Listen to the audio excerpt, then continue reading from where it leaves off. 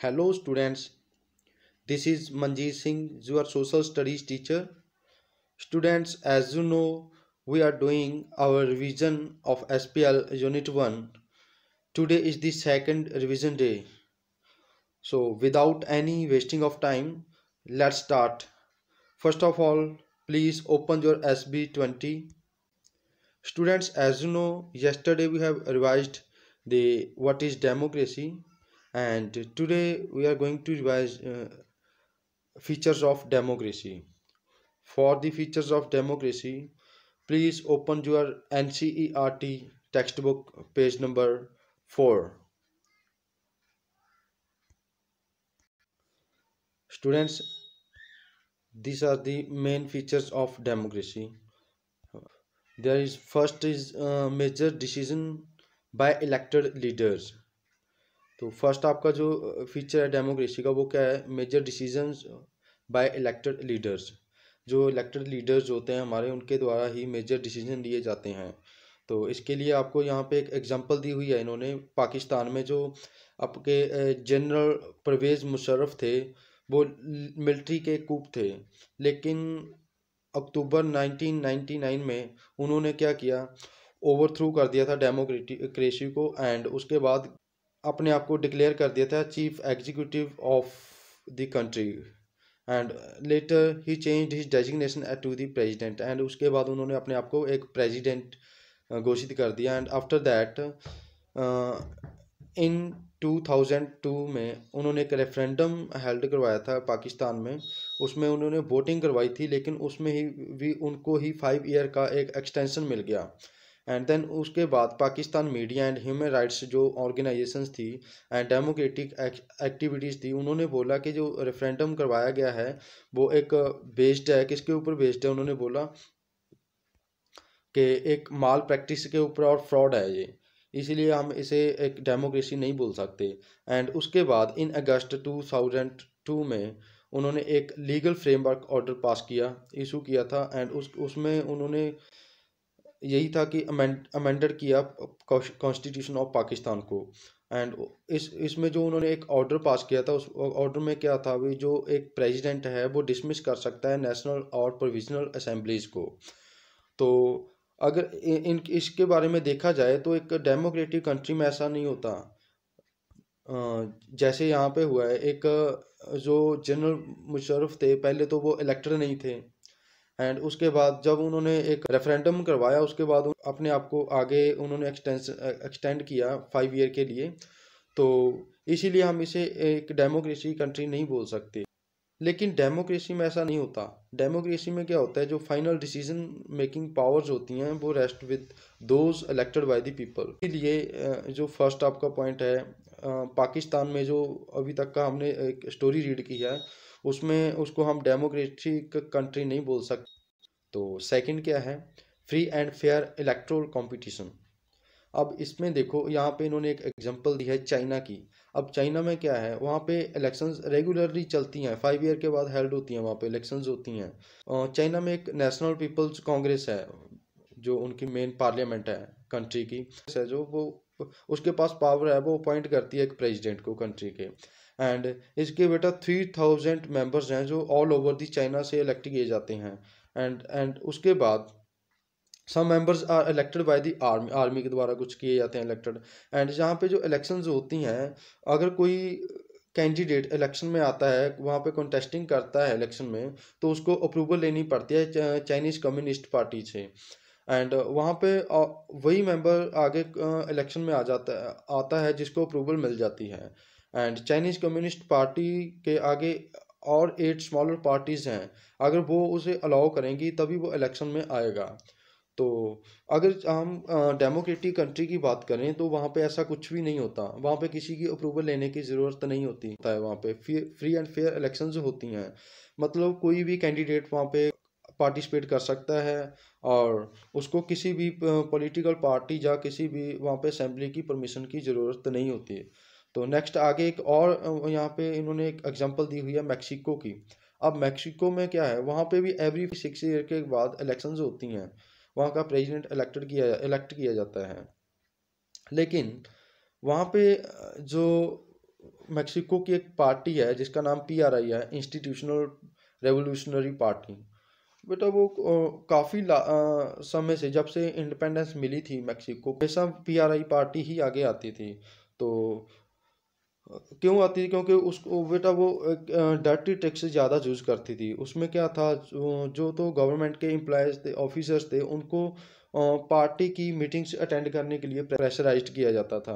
And उसके बाद जो टीचर्स थे गवर्नमेंट के, उनको भी बोला जाता था भी आप जो स्टूडेंट्स हैं उनके पेरेंट्स को फोर्स करो, उनको रिकमेंड करो कि आप वो PRI को ही वोट दें।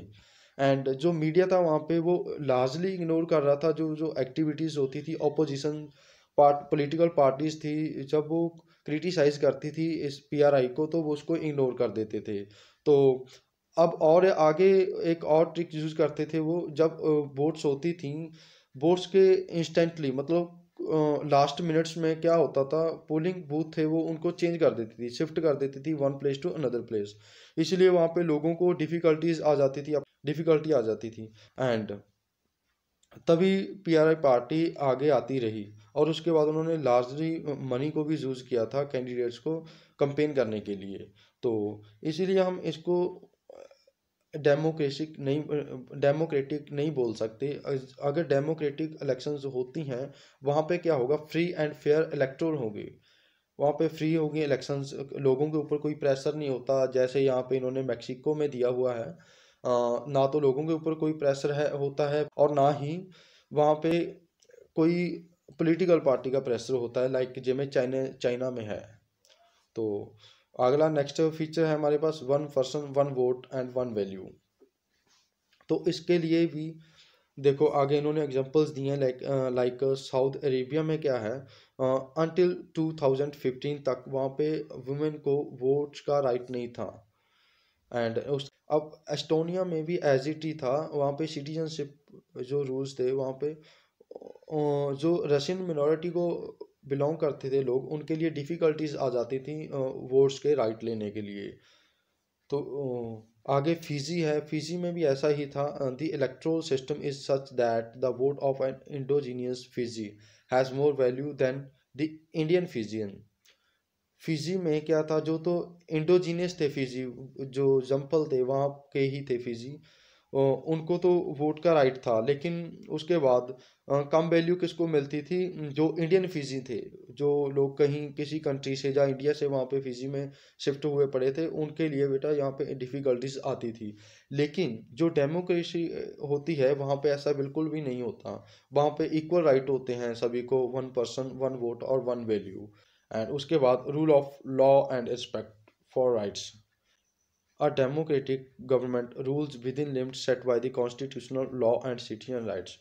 जो डेमोक्रेटिक गवर्नमेंट होती है वो बेटा अपनी लिमिट्स में रहती है, जो जो कॉन्स्टिट्यूशनल लॉज और सिटीजन राइट्स के में। तो स्टूडेंट्स ये थे आपके 4 प्रिंसिपल्स जो आज हमने डिस्कस किए हैं। आई होप आपको रिवाइज हो गए होंगे अच्छे से बेटा। Now please again open your SB20 and here answer question 1 and question 2 on page number 15 and question 4 on page number 16। तो please open your NCERT page number 15 and 16। तो मैंने पेज नंबर 15 आपका ओपन कर लिया है NCERT का, तो आप भी ओपन कीजिए स्टूडेंट्स। यहाँ पे देखिए फर्स्ट क्वेश्चन है एक्सरसाइज में, here some information about the 4 countries की यहाँ पे इंफॉर्मेशन दी हुई है, A, B, C और D। तो इनकी इंफॉर्मेशन के बेस पे ही आपने इनको क्लासीफाई करना है कि वो कंट्री डेमोक्रेटिक है या अनडेमोक्रेटिक है और नॉट श्योर। अगर आप श्योर नहीं हो तो उसे वहाँ पे नॉट श्योर का मार्क ला दो। जैसे यहाँ पे कंट्री ए दी हुई है, people who do not accept the country's official religion do not have a right to vote. यहाँ पे रिलीजन को ऑफिशियल रिलीजन को फॉलो नहीं किया जाता और वहाँ पे ना ही उनके पास राइट टू वोट होता है, तो बेटा वो डेमोक्रेटिक होगी या नॉन डेमोक्रेटिक? ऑब्वियसली बेटा वो अनडेमोक्रेटिक कंट्री होगी। एंड उसके बाद नेक्स्ट है, the same party has been winning elections for the last 20 years.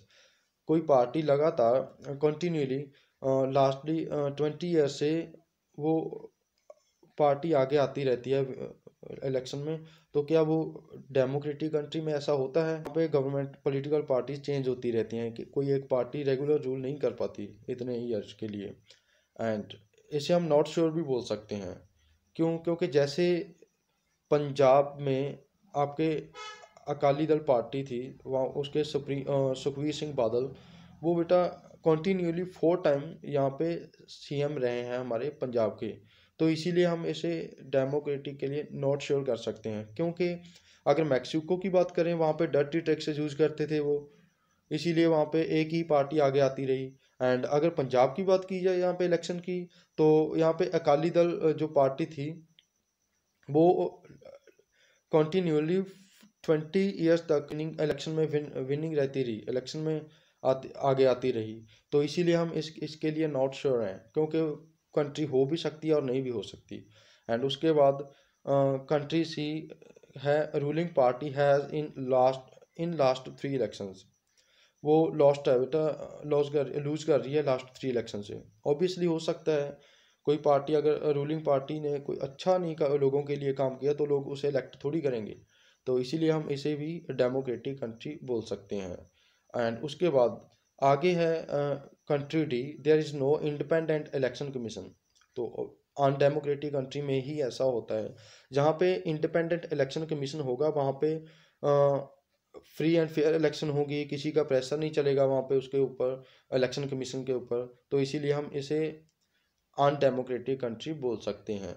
तो ऐसे ही आपने क्वेश्चन नंबर जो आपका सेकंड है वो लर्न करना है। एंड उसके बाद पेज नंबर 16 पे आपने क्वेश्चन नंबर 4 पे आना है, इसको भी आपने एज इट इज सॉल्व करना है। तो स्टूडेंट्स, ये थी आपकी आज की रिवीजन वीडियो। तो आई होप आपको रिवाइज हो गया होगा चैप्टर जो इसके करेक्टरिस्टिक हैं डेमोक्रेसी के। तो नेक्स्ट वीडियो में हम आगे देखेंगे बेटा। सो थैंक यू बेटा, हैव अ नाइस डे।